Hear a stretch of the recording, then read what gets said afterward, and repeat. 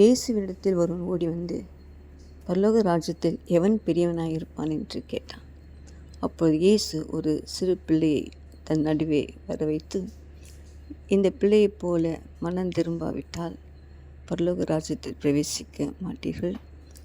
இந்த குழந்தையைப் போல தன்னை தாழ்த்துவது போல நீங்களும் தாழ்த்தாவிட்டால் பரலோக ராஜ்யத்தில் பெரியவனாக இருக்க முடியாது என்று மிக தெளிவாக சொன்னார். அருமையானவர்களே, நீங்கள் பரலோக ராஜ்யத்துக்கு முதலாவது போக வேண்டும் என்று சொன்னால் சிறு குழந்தைகளைப் போல மனம் திரும்ப வேண்டும்.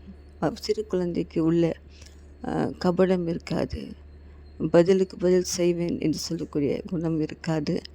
அது அந்த அந்த சுச்சுவேஷனை வெளியில் சண்டைகள் போடும், அந்த நிமிஷமே மறந்துட்டு திரும்பி அவர்களுடைய கூடி விளையாடும். பரலோக ராஜ்யத்துக்கு போவதற்கு நீங்களும் சிறு குழந்தை போல மாறி அந்த குணாதிசயங்களை பெற்றுக்கொள்ளுங்கள்.